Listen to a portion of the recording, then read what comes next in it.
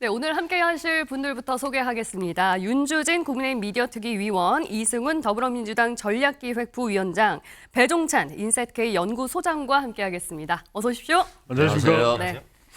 자, 조기 대선일이 6월 3일로 정해지면서 정치권이 그야말로 분주하게 돌아가고 있는데요. 그런데 오세훈 서울시장이 출마 선언을 하루 앞둔 오늘 돌연 대선 불출마를 선언했습니다.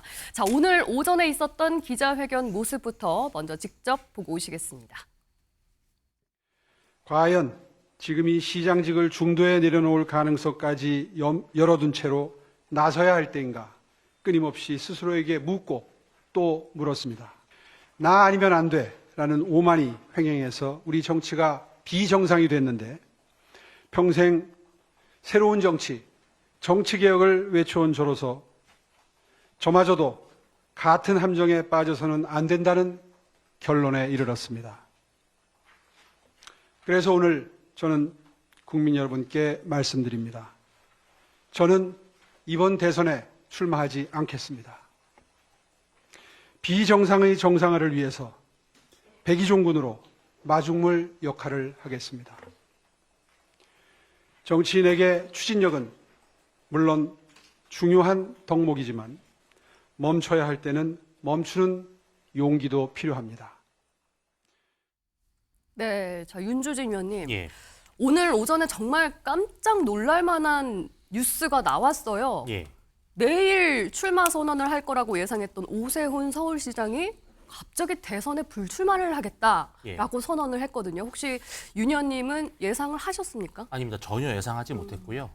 어제 그러니까 금요일까지만 해도 오세훈 서울시장의 출마 장소를 둘러싼 내부의 그 격렬한 토의가 있었을 정도로 아주 직전까지만 해도 출마 가능성이 매우 높았고 예. 기정사실화됐던 것이었습니다. 뭐 본인의 이제 캐치프레이즈인 약자와의 동행과 어울리는 그런 장소를 물색하는 등 발빠르게 움직이고 있었는데 제가 듣기로는 어제 저녁부터 장고에 들어갔고 본인의 독자적 결정을 통해서 오늘 불출마 선언을 했는데요. 예. 이 불출마 선언이 뭐 옳고 그름을 떠나서 어쨌든 이번 조기 대선에 있어서 국민의힘 경선에는 가장 큰 반전 포인트입니다. 예. 그리고 솔직히 이 오세훈 서울시장 본인에게는 어떨지 모르겠지만 국민의힘 경선에는 저는 판을 흔드는 효과가 분명히 있었다. 즉, 판을 흔든다. 그 오세훈 서울시장의 불출마 이전의 경선판과 오 시장 불출마 선언 이후의 경선판은 이제 새로운 양상으로 가는 거거든요. 왜냐하면 빅4 중에 한 명이 어쨌든 중도 하차를 했고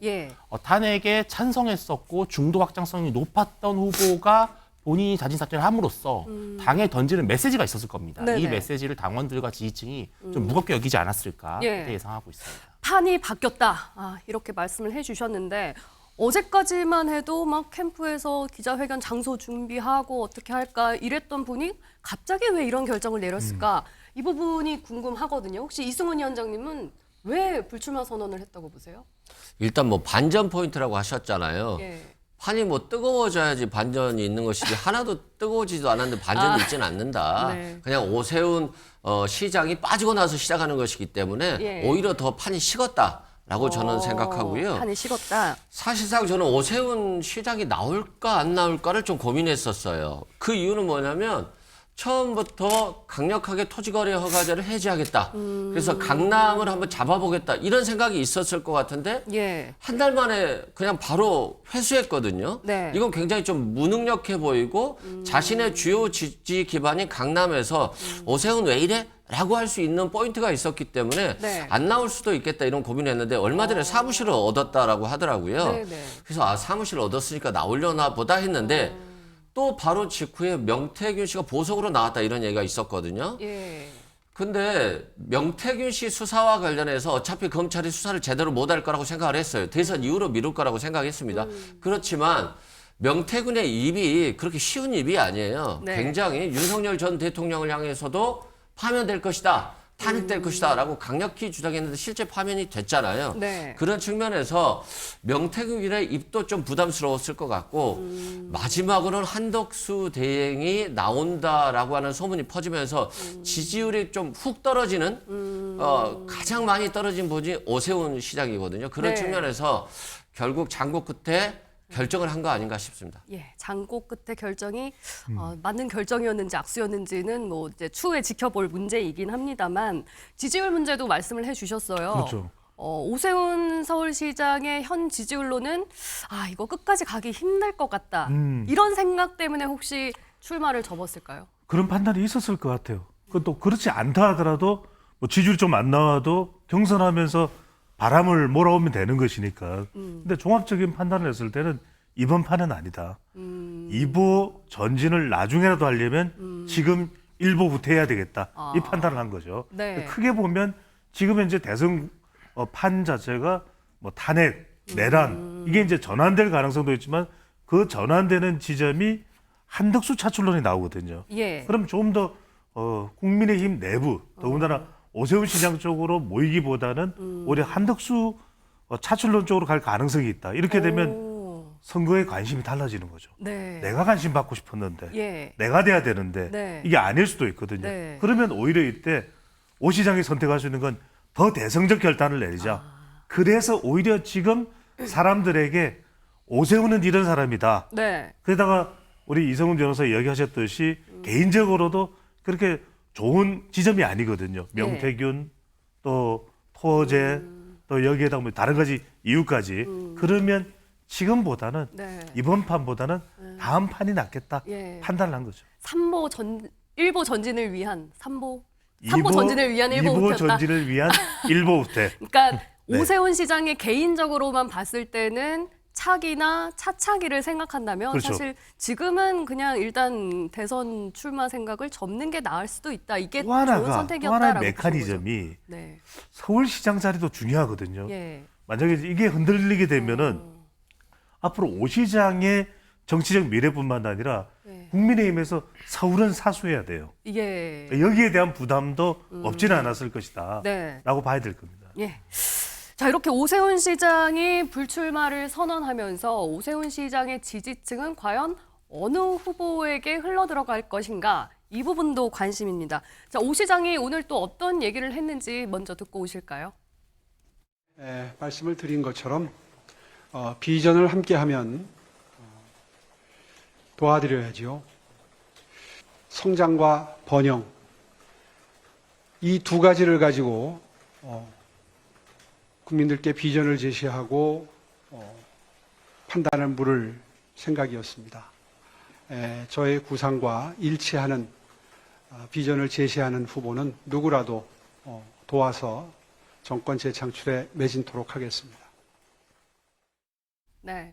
자, 오세훈 시장이 저렇게 불출마를 선언하자마자 국민의힘에서 다른 주자들이 정말 경쟁적으로 막 이렇게 메시지를 올렸었거든요. 그 속뜻은 뭐라고 보십니까? 어떻게든 오 시장의 지지층을 좀 끌어와야겠다, 얼른. 이런 거라고 봐야 될까요? 그러니까 오 시장이 당내에서 뭐 몇이냐, 뭐 얼마나 인기가 있느냐를 떠나서 가장 중요한 지표 중에 하나는 사실은 양자 대결 구도거든요. 네. 제일 중요한 이제 판단 포인트인데 거기서 상당한 파괴력을 보였던 오 시장이 이렇게 중도 하차를 하게 됐을 때 바로 오세훈의 브랜드, 오세훈표 시대 정신을 누가 바통을 이어받느냐에 따라서 유불리가 완전히 엇갈리는데요. 예. 사실 오세훈 하면은 국민의힘에서 가장 그래도 중도 확장성이 높은 후보다 이런 평가를 좀 받았었던 것이 사실이잖아요. 그렇죠. 근데 대선이라고 하는 것은 1대1 전면전이고 네. 양 진영이 완전히 결집하는 선거이기 때문에 네. 이번 선거도 역시 중도층의 표심을 누가 잡느냐가 매우 중요한 바로미터인데 네. 그래서 오세훈의 표심을 내가 갖겠다 이런 경쟁을 하는 것 같습니다. 네. 그런데 이제 결국은 오세훈 서울시장이 말하고 싶은 것은 탄핵의 강을 완전히 건너야 된다라고 하는 중요한 메시지를 담는 거예요. 여기서 지금 찬탄이냐 반탄이냐, 친윤이냐 비윤이냐, 계엄을 옹호하느냐 비판하느냐 이 프레임 속에서 계속 허우적대면 결국 이번 대선은 물 건너가는 것이다라는 것인데 예. 이러한 부분들을 누가 과연 이어갈 수 있는가? 저는 그 부분에 있어서는 국민의힘에서는 아직까지는 뚜렷하게 오세훈 서울시장과 이미지가 중시되는 후보는 없고 없다. 앞으로의 경선 과정에서 누가 더 오세훈 서울시장에 가까운 그러한 입장을 보이느냐에 따라서 완전히 좀 네. 판이 엇갈릴 거라서 아니, 탄핵에 찬성했던 사람 또 있잖아요. 탄핵에 그거는 아니라고 찬성했던 보세요? 후보들이 뭐 이제 한동훈 전 대표라든지 예. 유승민 의원 뭐 이런 분들인데 사실 또 이분들은 당내에서 약간 당원들 특히 전통 지지층에서의 좀 거부감이 좀 있는 후보들이잖아요. 네. 근데 오세훈 서울시장은 그 정도까지는 아니었거든요. 당내 그러니까 이것이 지지층. 바로 또 그쪽으로 이어질 것이냐? 그거는 조금 지켜봐야 될 문제라고 저는 생각합니다. 아니 이게 간단치가 않은 게 네네. 오세훈 시장이 쏘아 올린 이 불출마가 판에 미친 영향이 적지 않아요. 사실은 제일 한호할 사람은 저는 나경원 의원일 수도 있다. 아, 그래요? 왜 그러냐면 우린 계속 이 4명, 4인방에 들어가는 처음에 예. 이제 컷오프를 해서 4명이 결정되잖아요. 네. 이게 중요해요. 지금 막 너나 할 것 없이 앞다투고 저요 하면서 출마를 한다 하더라도 네. 4명에 들어가지 않으면 체면을 구기는 것이거든요. 네. 근데 여기에 거의 들어갈 것이 유력시대는 오 시장이 불출마를 했단 말이에요. 아. 그럼 이 빈 한 자리를 누가 들어가느냐? 그럼 이렇게 봐야 돼요. 우리가 인간적으로 보면 오 시장과 제일 교감할 수 있는 사람은 홍 시장이에요. 홍 시장은 시장이요? 심지어는 오세훈 시장의 외모까지 이야기했어요. 잘생겼잖아. 이랬단 말이에요. 그러니까 네. 오세훈 시장이 귀여우세요. 뭐 이랬단 말이에요. 그러니까 이제 서로 교감이 있어요. 연기를 하세요. 연기까지 하게 되네요. 그런데 이제 이거는 어디까지 인간적인 거고 지지층들이 옮겨가는 게 중요하거든요. 예. 그러면 한 자리가 비었단 말이에요. 지금 오세훈 시장과 관련된 것은 서울 통계적으로 예. 2030, 그 다음에 중도층 여성이란 말이거든요. 그러면 이 빈 한 자리 나경원 의원이 여기 치고 들어갈 수 있다. 이렇게 판단할 수 있어요. 서울이고 여성이고 이렇게 해서. 네. 그런데 통계적으로 보면 오세훈 시장이 이 중도 외연확장 선과 비슷한 모양새를 가졌던 인물은 한동훈 전 대표예요. 그렇죠. 많은 분들이 그렇게 생각하지 그렇죠. 않을까요? 그러니까 이제 통계적으로는 한동훈 전 대표 쪽으로 갈 수 있는데 예. 여기에 비상이 열릴 수 있어요. 뭐냐? 왜요? 같은 한인데 그럼 한동훈요 이런데 네. 다른 한? 덕수가 있죠. 아, 한덕수 이게- 총리. 이게 왜 그런 말씀을 드리냐면 예. 뭐 우리가 이제 조사 결과를 말씀드리니까 수치는 이야기 안 드립니다. 근데 지금 새로 등장한 인물이 누구냐? 항상 오세훈 시장의 성격이 좀 그랬잖아요. 좀 중도적이고 뭐 판에 박힌 인물은 아니다라는 평가. 한덕수 차출로 내면서 한덕수가 딱 거론이 되니까 네. 그러니까 지금 화면에 보시듯이 주관식인 이 한국 갤럽의 차기정 시대 보기가 주어지지 않아요. 그런데 처음으로 한덕수가 짠 등장했는데 국민의힘 지지층에서는 오세훈 6%, 국민의힘 지지층입니다. 예. 한덕수 66% 동률이에요. 그럼 또 이것도- 얘기가 달라지겠네요. 이것도 오 시장의 불출마의 통계적 사유가 될 수 있는 거죠. 네. 그러니까 한동훈 전 대표는 통계적으로는 나한테 제일 많이 와야 되는데 네. 한덕수 영향이 지속되면 그것도 무시는 할 수가 없다. 그러면 이제 두 분 말씀을 정리해 보면 오세훈 시장이 나간 그 자리를 차지할 사람은 한동훈 전 대표는 아닐 거다 쪽에 더 무게가 실리는 것 같아요. 이승훈 위원장님도 그렇게 생각하시나요? 일단 뭐 나경원 의원에 대해서 얘기를 했으니까요. 나경원 의원한테 표가 몰리는 게 국민의힘에 유리한가요? 저는 아닌 것 같아요. 그리고 나경원 의원한테 갈까? 좀 뭔가 일치하지가 않아요. 오세훈 시장이 중도층이라든가 합리적인 보수라고 한다면 요즘 나경원 의원은 극우 보수로 갔거든요. 예. 마치 국민의힘이 반헌법적이고 반자유주의적인데 오히려 민주당을 향해서 그 주장을 하고 있거든요. 반국가 단체까지도 얘기하고. 그러면 오세훈 시장의 표가 갈 것 같지는 않고 오히려 사위로 들어갈 수 있는 뭐 안철수 의원 정도가 좀 수혜를 보지 않을까? 네. 또 유승민 의원도 실은 출마하지 않을까 고민했었는데 예. 출마를 할 수 있는 생각도 좀 들겠구나라는 생각도 들고. 아직 결정 안 했죠? 네. 결과적으로 한동훈 의원한테도 조금 도움이 되는 것 같다. 이런 생각은 들고요. 네. 이제 이준석 의원이 개혁신당이 보수인 국민의힘과 이렇게 합당이라든가 다시 뭉쳐든다고 봤을 때는 오세훈 시장이나 홍준표 시장이 후보가 된다라고 한다면 예. 뭉칠 가능성이 좀 있었는데 일단은 다시 뭉칠 가능성이 좀 카드가 하나 줄어들었다는 측면에서는 국민의힘에서는 뭐 별로 그렇게 좋은 현상은 아닌 것 같다. 저는 오세훈 그렇게 시장이 생각이 나간 듭니다. 게 네. 불출마를 하는 게 좋은 예. 상황은 아니다. 오 시장이 그러면 혹시 특정 후보를 좀 적극적으로 밀어줄 가능성도 있을까요? 그럴 가능성은 없을 것 같습니다. 그렇게 되는 경우에는 혹시 그 후보가 당선이 안 됐을 때, 네. 경선에서 1등 못했을 때는 오 시장의 정치력에 대해 또 테스트가 되는 것이잖아요. 그러니까 섣불리 나서지 않을 것이고 근데 경선 후보가 정해지면 네. 본인이 내걸었던 메시지를 얼마나 흡수하느냐에 따라서 그 적극성이 달라질 것인데 저는 개인적으로는 홍준표 시장도 오세훈 서울시장의 불출마에 상당한 수혜주다 이렇게 보거든요. 왜냐하면 같은 광역단체장 출신이기도 한 점이고 홍준표 시장 같은 경우는 상당히 탄핵에 대해서 반대했고 기각을 외쳤던 네. 그렇기 때문에 사실은 중도층에 별로 소구력이 없을 것처럼 그렇죠. 보이지만 또 상당히 의외로 20대의 인기가 있고요. 홍준표 서울시장이 확장성이 있거든요. 왜냐하면 네. 이분의 특유의 어떤 재치 있는 메시지라든지 예. 상당히 사이다 발언 이런 것들이 또 최근에 정치 틀에도 잘 맞아떨어지는 부분들이 있기 때문에 아마 홍준표 시장은 오세훈 서울시장의 표를 좀 가져갈 것이다. 저는 네. 그렇게 보고 있고 네. 결국은 중도 확장성이라고 하는 것을 누가 조금 더 앞으로 많이 내거느냐에 따라서 오 시장 표심이 그쪽으로 좀 갈 가능성이 있다 이렇게 분석이 됩니다. 예. 그런데 가장 현명한 거 아닌가요? 오세훈 시장이 어차피 당선은 안 될 줄 알고 먼저 사퇴한 거 아닌가요? 근데 오세훈 시장의 말은 저는 좀 고민해 볼 필요가 있을 것 같아요. 비정상화를 정상화해야 된다라고 했잖아요. 지금 국민의힘이 굉장히 비정상적이거든요. 그리고 저도 주변에 사람들과 많이 해보면 보수가 있어라는 말을 해요. 아니, 보수가 예전에 법은 잘 지켰잖아요. 그리고 유능하단 말을 들었는데 유능하지도 못하고 법도 안 지키잖아요. 그래서 보수가 없다라고 하는 말들을 많이 하기 때문에 결국 어떤 판이 오더라도 국민의힘은 지금 어려운 시기이기 때문에 오세훈 시장이 저는 반성하고 나오지 않은 것 자체는 현명한 선택을 했다. 그리고 이게 결국에는 홍준표 시장에도 뭐 큰 도움은 안 될 것 같아요. 왜 홍준표 시장도 반성 안 하고 있잖아요. 그런 측면에서 좀 반성하는 후보들이 좀 약진하는 결과가 돼야 되는데 네. 반성하는 사람은 안 나오고 반성하지 않는 사람만 이렇게 나오는 그런 모습들이 결국 국민과 좀 유리되지 않을까 싶습니다. 예. 과연 오세훈 시장이 출마를 하지 않으면서 그 수에는 어느 후보가 있게 될지 이 부분이 관심이기는 한데 오세훈 시장이 오늘 이런 얘기를 했습니다. 탄핵 후에 또 출마 선언이 잇따르는 당 분위기를 비판하기도 했거든요. 한번 듣고 오시겠습니다. 탄핵 결정 이후에 아무 일도 없었다는 듯이 우리 당이 대선 국면에 진입을 해서 너도 나도 대선 후보가 되겠다 이렇게 나서는 분위기가 과연 국민들 눈에 어떻게 비춰지겠는가. 국민 여러분들의 용서를 구하고 그리고 나서야 비로소 대선에 임할 수 있는 자격이 생긴다고 생각합니다. 그런데 지난 일주일 동안 당의 모습을 지켜보면서 참으로 깊은 아쉬움과 그리고 염려를 지울 수가 없었습니다. 저도 예외는 아닙니다.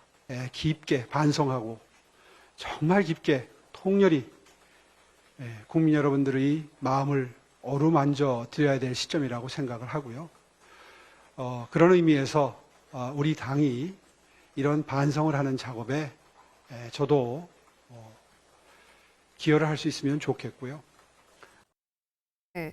아까 앞서서 오세훈 시장의 불출마 선언으로 국민의힘의 경선 구도가 판이 바뀌었다. 아니다, 판이 식어버렸다. 이렇게 말씀을 해주셨는데 어찌 됐든 국민의힘 경선 구도에 영향이 생길 수밖에 없을 것 같아요. 변화가 있을 수밖에 없을 것 같은데 지금 경선 룰은 정해졌잖아요. 예. 현행 경선 룰로는 일단 뭐 1강 3중 구도가 되지 않겠느냐 이런 관측이 많았는데 그 3중 중에 한 명이 빠진 거잖아요. 예. 그럼 이제 어떻게 되는 겁니까? 그러니까 이제 오늘 오 시장이 방금 이야기한 게 예. 이렇습니다. 딜레마에 빠져 있어요. 지금 국민의힘은요. 예. 그러니까 지금 당원과 지지층은 여전히 윤석열 대통령이 탄핵에 대해서 상당히 좀 아쉬움이 있고 네. 또 섣불리 뭐 탄핵은 됐어야 됐다, 뭐 인용이 맞다 이런 주장을 했을 경우에는 또 배신자 프레임이라고 하는 아주 곤혹스러운 프레임이 있어요. 네. 그래서 국민의힘 주자들은 자신의 소신은 소신대로 있지만 또 겉으로는 너무 지지층, 특히 강성 지지층을 자극할 만한 발언에 대해서는 조심하는 분위기가 있습니다. 예. 그런데 결국 이게 국민의힘 경선이라는 게 왜 하는 겁니까? 국민의힘 대선 후보 되려고 하는 게 아니잖아요. 예. 대선을 이기려고 하는 거잖아요. 네. 근데 국민의힘 대선 후보가 이기려면 탄핵에 대해서 여전히 조금 찬성하고 있는 분위기가 압도적인 중도층의 마음을 얻어야 됩니다. 예. 그러니까 이게 서로 지금 충돌하고 있는 거예요. 네네. 그러니까 오 시장은 오늘 상당히 좀 용기 있게 그 부분을 말을 한 겁니다. 그러니까 국민의힘이 너무 강성 지지층의 목소리에만 귀 기울이는 바람에 네. 우리가 좀 국민들에게 특히 다수에게 좀 더 호소력 있는 메시지를 가져가지 못한다면 결국은 우리끼리 잔치하다가 나중에 끝나는 거 아니냐. 우리끼리 다 뭐 젖잘싸가 무슨 의미가 있습니까, 대선에서. 그래서 저는 오 시장이 오늘 본인이 왜 사퇴를 했느냐. 이런 식으로 가면 네. 경선이 이렇게 가면은 우리는 결국 공멸한다라고 하는 것을 보여주고 싶었던 것이고 예. 나는 빠지는데 네. 나는 이제 빠지는데 내가 아닌 다른 후보들은 적어도 조금씩은 용기를 냈으면 좋겠다. 네. 조금 더 중도층에 다가갈 수 있는 메시지를 내라. 그리고 서로 그런 걸로 공격하지 말아라. 저는 그런 의미를 줬기 때문에 네. 앞으로 국민의힘 경선판에서 조금 더 네. 가운데로 가려고 하는 노력들을 좀 하는 그런 변화를 가져오지 않을까 기대를 할 수 있다고 생각을 합니다. 예. 배 소장님, 네. 국민의힘의 경선 룰을 따져보면 1차는 뭐 100% 국민 여론조사지만 2차에서는 당심 비중이 조금 올라가잖아요. 그렇죠. 50대 네. 50으로. 그렇게 되면은 어느 정도 당심이 큰 후보가 유리하지 않겠느냐 이런 관측도 있었는데 오세훈 시장이 오늘 이런 얘기를 한 거면 좀 분위기가 바뀔 수도 있을까요? 그렇게 되긴 쉽지 않을 것 같아요. 왜? 그렇기 때문에 네. 여전히 당신 비중이 크구나. 그러니까 100% 처음에 4명으로 선정되는 것도 100% 국민 여론조사인데 여기서도 역선택 방지예요. 예. 그럼 더 국민의힘 지지층이나 무당층이라 하더라도 국민의힘 비중이 큰 것이고 예. 2명을 가릴 때도 당원이 들어갑니다. 네네. 이게 오세훈 시장의 빈자리가 중요한 것이 예. 실제로 우리가 예상컨대는 그 4명 안에 네. 좀 보수 강성이 2명, 그다음에 중도 외연 확장을 할 수 있는 사람이 오세훈 시장까지 한동훈 이렇게 2명 2대2 구조가 될 줄 알았단 말이에요. 예. 근데 오 시장이 빠진 빈자리는 누가 들어가겠냐? 당신 비중이 큰 인물이 들어갈 수밖에 없겠죠. 가능성이 크겠죠. 예. 그만큼 지금의 국민의힘 내부 판세가 그렇다고 봐야 될 겁니다. 그러면 네. 그렇게 되면 더더군다나 더 중도 외연보다는 당심 쪽으로 지금 그래서 분명하게 대통령의 탄핵에 대해서도 선을 긋는 건 안 나오잖아요. 예. 게다가 지금 또 당 내에서는 50명이 넘는 의원들이 한덕수 촉구 서명을 할 정도거든요. 예. 그걸 보면서 이제 오세훈 시장은 판단했겠죠. 이번 판은 지금 아니다. 중도 외연 확장으로 또 탄핵과 윤석열 대통령과의 윤심 거리두기는 아니겠구나. 그렇다면은 이제 여기서 나는 떠날 수밖에 없다. 이렇게 판단을 한 것이라면 오히려 네. 성격은 더 당심 위주, 예. 또 윤심 위주 가능성이 높다고 봐야 될 것 같아요. 결국에는 한덕수 차출론 때문일 거다. 이 얘기가 지금 계속 나오고 있습니다. 과연 국민의힘에서는 대체 어떤 얘기들이 나오길래 그러는 걸까요? 한번 듣고 오시죠. 아주 파렴치한 사람, 이재명 같은 파렴치한 사람을 빼고는 저희들은 모든 분들이 후보 등록하는 것에 대해서 대찬성을 하고 또 뭐 한덕수 대행 같은 경우에도 요즘 뭐 보니까 언론지상에 이름이 계속 오르내리고 있고 또 많은 의원들도 또 그분을 선호하는 분들이 많이 계셔요. 또 지역 국민들도 그렇고 글쎄 뭐 그렇게 보는 분들도 있을 수 있지만은 약간의 리스크는 있을 수는 있지만은 큰 혼란은 없을 것이다 그렇게 생각하고 있습니다. 예, 국민의힘 내에서 이렇게 한덕수 총리의 차출론이 계속 나오고 뭐 내일은 기자회견까지 할 거라는 예고까지 있다 보니까 지도부가 막 자제령을 내릴 정도예요. 그런데 지금 보면은 국민의힘 대선에 출마하겠다는 후보들 굉장히 많지 않습니까? 한덕수 총리 차출론이 근데 왜 나오는 거죠? 뭐 다들 아시다시피 지금 이제 여야 진보와 보수의 대결에서 과연 그 프레임 속에서 이재명 대표를 꺾을 수 있을 것인가라고 하는 부분이 있다면 네. 사실은 이거는 지난 탄핵 대선 때도 마찬가지였습니다. 2017년도에도 그때 당시에 어떤 대망론이 있었냐? 바로 황교안 대망론이 있었죠. 그러니까 국민들은 특히 보수층 지지층들은 그 뭐랄까요? 좀 특수한 성격이 있습니다. 예. 즉 좀 새로운 인물, 또 기존의 진영 논리에서부터 좀 자유롭고 네. 또 정치를 해왔다기보다는 주로 행정이나 이러한 것들을 해온 사람들에 대한 그런 선호도가 있거든요. 예. 저는 국민들께서 한덕수 권한대행에 대해서 갖는 기대, 특히 보수층이 갖고 있는 그 대망론이라고 하는 것은 전혀 실체가 없는 것은 아니라고 생각을 합니다. 네, 네. 그런데 문제는 이제 정당이라는 것이 예. 국민의힘이 뭐 지금 뭐 지금 막 급조된 그런 신생 정당이 아니라 예. 대한민국 뭐 70몇 년 역사를 이끌어온 수권 정당으로서 과연 외부에서 또 후보를 찾으려는 것이 맞느냐 이런 근본적인 물음에 대해서는 설왕설래가 있는데요. 네네. 저는 뭐 지금 국민의힘 당 지도부도 어쩔 수 없는 부분이라고 생각을 합니다. 그렇다고 해서 너무 한덕수 권한대행 문제에 대해서 선을 그어버리면 예. 이 당원들의 기대감을 꺾는 것 또한 당 지도부로서는 뭐 좋은 자세는 아니거든요. 계속 여지를 열어두는데 다만 걱정이 되는 것은 네. 국민의힘 경선에 지금 출마를 한 후보들이 네. 소위 말하는 2등 후보가 될 수 있다는 것이죠. 결국은 이 중에 누가 후보가 되더라도 막판에는 한덕수 권한대행과 단일화를 해야 되는 예. 그렇게 되면은 결국 이 경선이 무엇을 위한 경선이냐. 예. 왜 한덕수 권한대행은 부전승으로 올라오느냐. 이런 논란이 기어진다면 좀 경선 자체 흥행에 조금 적실화가 오지 않을까. 네. 그런 우려들이 당내에 많은 것 같습니다. 한덕수 총리 나올 거라고 보시는 건가요?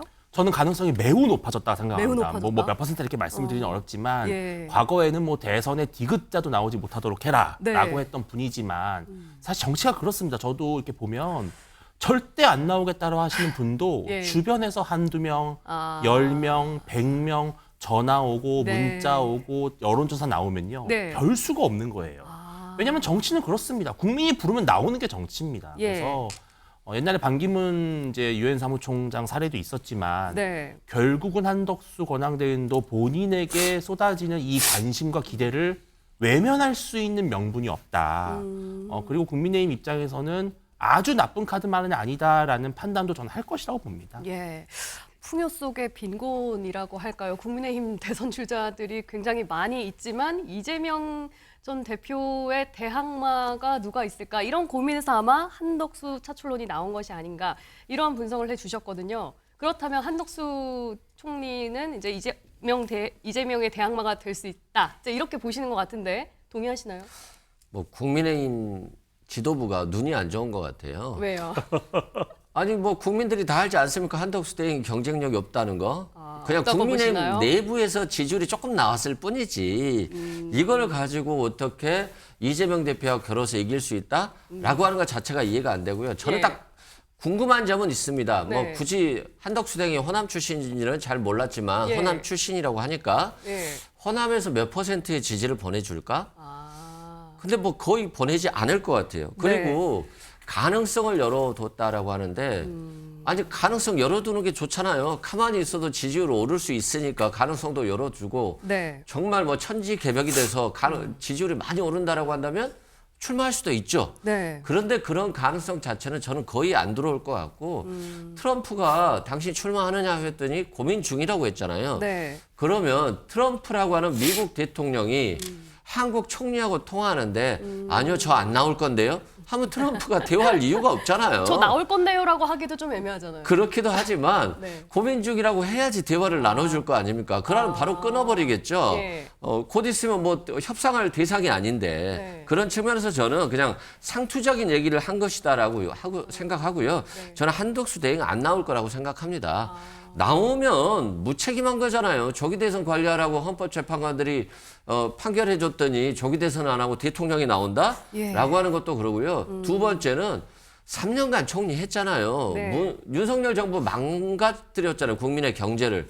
근데 이분이 망가뜨리는데 일조한 분이 나온다? 너무 무능하고 무책임하다. 그렇기 때문에 네. 한덕수 대행은 결국 네. 출마하지 않는다라고 생각됩니다. 나온다 안 나온다 확연히 갈렸습니다. 중요한 건요. 제가 이 말씀 드릴게요.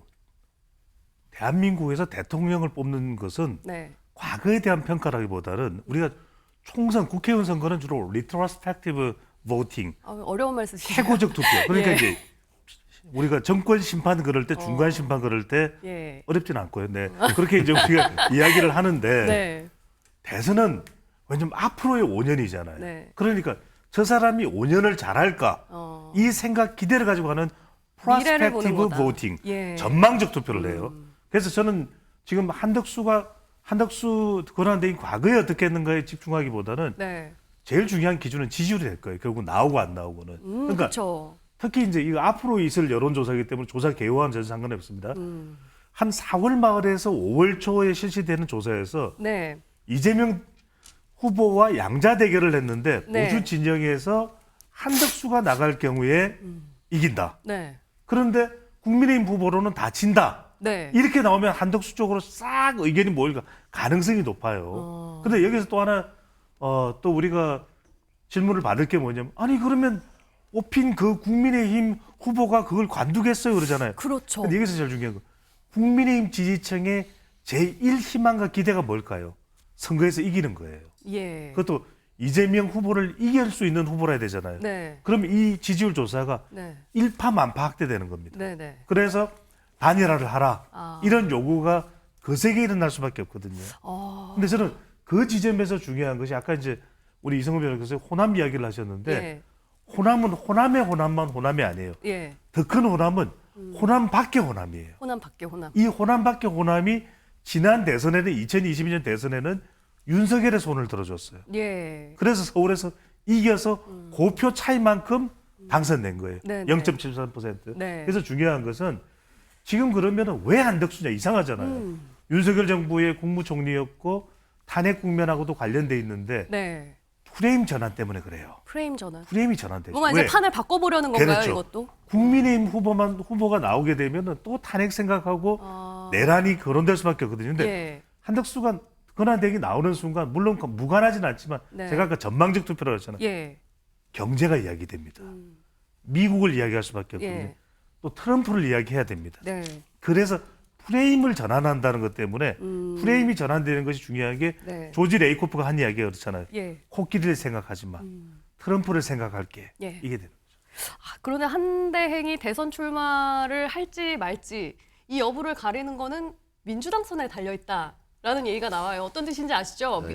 민주당이 혹시라도 다시 재탄핵을 하게 되면은 자연스럽게 나올 수 있는 명분이 생기는 거 아니냐는 건데 그걸 고민하고 계신 거죠, 민주당에서? 왜 민주당이 탄핵 소추하겠다라고 하면서 안 할까요? 왜 안 하시는 건가요? 판을 깔아줄 이유는 없잖아요. 이 사람에게. 다만 예. 왜 경고를 하냐? 이 사람이 위헌 위법적인 행위를 하지 말라라고 경고하는 거예요. 그러면 경고성이고 할 생각은 없으신 거네요? 실제 할 가능성은 없죠. 왜 그러냐? 마은영 헌법재판관 임명하라. 예. 이완규 법제처장을 헌법재판관으로 임명하지 말라라고 예. 경계하고 그러면 탄핵하겠다라고 네. 하는 것인데 이분은 반헌법적이에요. 그냥 본인이 하는 대로 하는데 문제는 한덕수 대행의 뜻대로 할까? 이완규 법제처장은 네. 윤석열 전 대통령의 46년 지기 친구잖아요. 아니 자기의 친구를 임명해야지 왜 윤석열 대통령의 친구를 임명합니까? 이건 윤석열 대통령이 시키니까 임명한 거잖아요. 예. 그러면 이게 자주 결정권이 없는 분이에요. 물론 미래를 보고 투표하는 게 맞죠. 근데 과거를 봤을 때 미래를 예상할 수 있는 거잖아요. 한덕수 대행의 과거는 헌법재판관이 8대 0으로 마흔여 재판관 임명하라 했음에도 불구하고 임명하지 않은 분이잖아요. 네. 이런 분을 임명할 수 없죠. 그리고 트럼프를 생각하라 하면 트럼프를 하지 말라 하면 트럼프를 생각한다는데 예. 윤석열 정부 3년 경제 망가졌습니다. 국민의힘에 맡길 이유가 없죠, 국민들이. 알겠습니다. 오세훈 시장은 뭐 불출마를 선언하긴 했습니다만 그동안 좀 조기 대선 얘기를 꺼내기가 어려웠던 국민의힘 내에서는 조기 대선 국면이 시작되자마자 출마 러시가 이어지고 있습니다. 자, 이번 주에 출사표를 던진 국민의힘 후보들 한번 영상으로 준비해봤거든요. 보고 오시죠. 끝나지 않는 6.25. 아직도 대한민국 자유민주주의 체제를 전복시키려는 북한과 반국가 세력들. 그들에게 저 나경원은 최우선의 정치 제거의 대상이었습니다. 그들이 체제 전복 시도의 가장 큰 걸림돌이었기 때문입니다. 누가 거대한 악의 세력과 맞서서 대한민국을 구해낼 수 있겠습니까? 누가 이재명 대표를 꺾고 국민에게 희망을 줄 수 있겠습니까? 1992년 봄 저는 대학 1학년생이었습니다. 당시 말로 길보드에서 자주 흘러나오는 노래가 하나 있었습니다. 제가 푹 빠졌던 기억이 납니다. 처음에는 기성 평론가들로부터 저게 음악이냐는 최악의 혹평을 받았습니다. 그런데 얼마 지나지 않아 그는 시대를 바꾸는 문화 대통령이 됐습니다. 가수는 서태지, 노래는 난 알아요였습니다. 시대 교체는 어느 한순간에 폭발하듯이 일어납니다.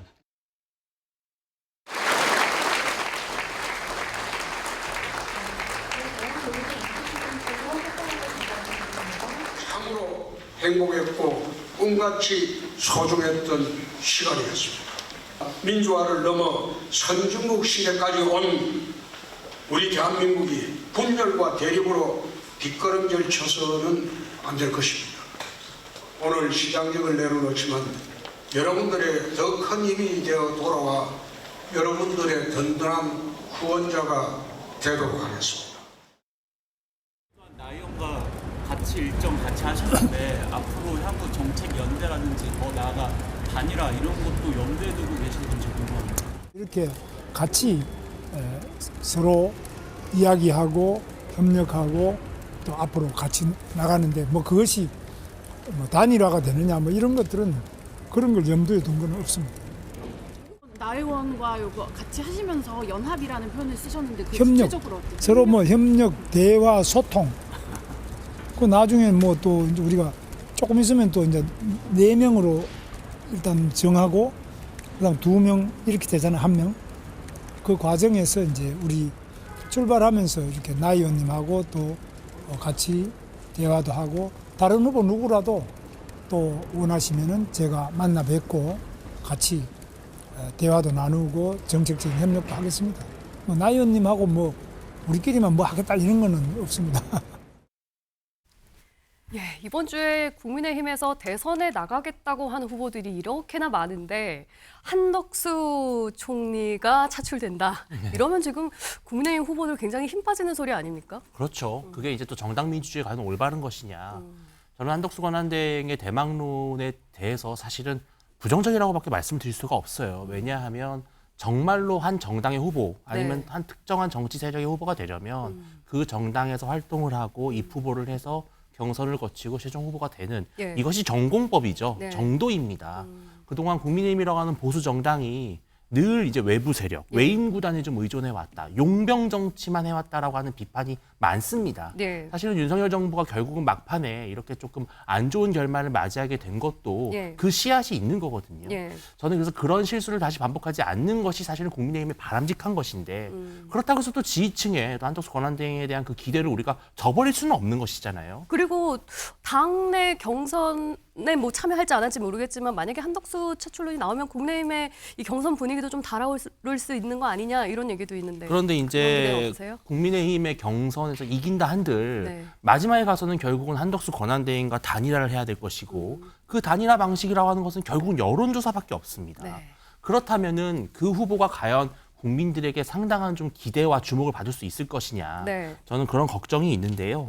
어쨌든 그러나 조기 대선은 특수성이 있습니다. 예. 또 너무나 급박하게 이루어지는 대선이다 보니까 이런 변칙과 변수를 우리가 또 인정할 수밖에 없고 예. 저는 최대한 국민의힘 경선이 흥행으로 끝나서 그 흥행에서 이긴 후보가 네. 한덕수 권한대행가 만약에 단일화를 하더라도 네.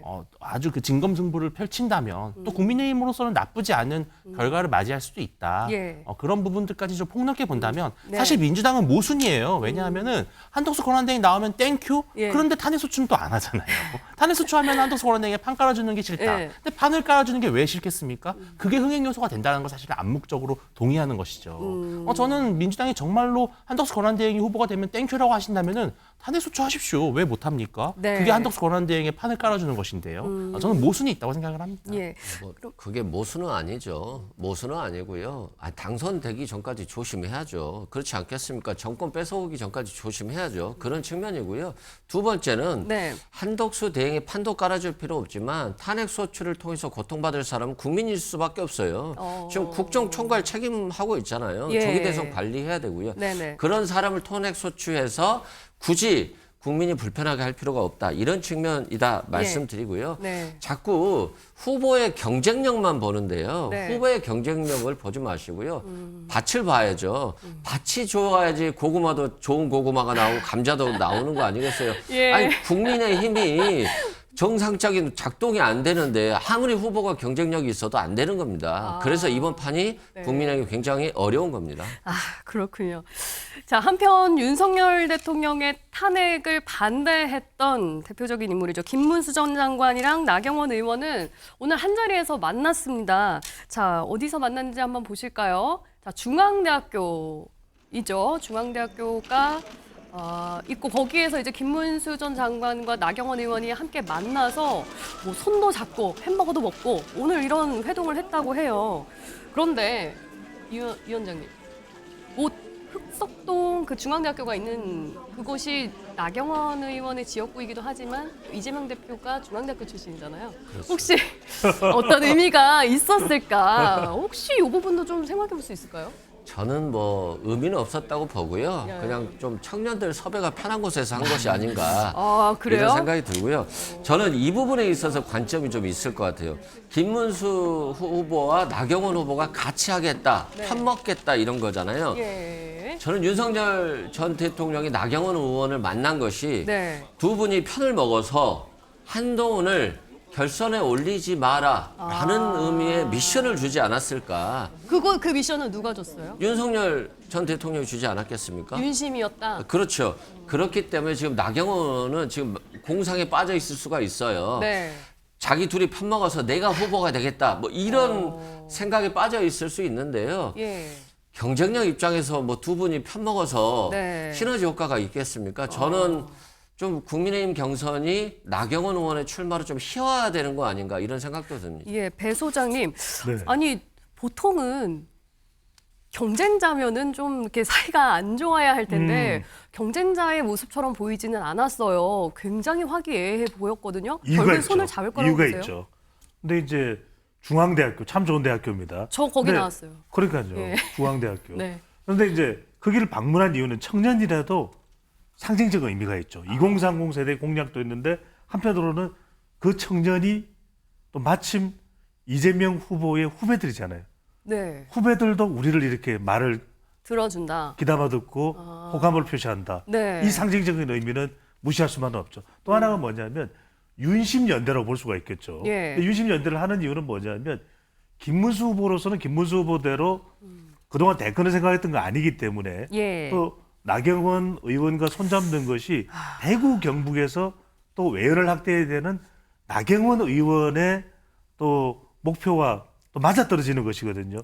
전반적으로 여성에 대한 외연 확대를 해야 되는. 그러니까 두 사람이 이렇게 다니면서 상호 보완적인 이미지 효과가 있습니다. 또 하나가 전략적으로 보면 4명으로 또 이 선정이 되고 또 2명으로 선정되죠. 2명 선정될 때 4명에 들어갈 가능성이 또 이 오세훈 시장이 불출마를 선언하면서 나경원 의원이 가능성이 높아졌다면 그 4명이 토론할 때 어떤 상황이 벌어질까? 다대일 구조가 되겠네요. 그렇죠. 최종적으로 2명이 올라갈 때 나경원 의원의 역할도 있겠죠. 그러면 나경원 후보가 김문수 후보 쪽에 힘을 실어준다면 그 2명의 후보 중에서도 더 힘이 실리는 김문수가 될 수 있겠죠. 또 하나, 경선 끝나고 난 뒤는 생각 안 합니까?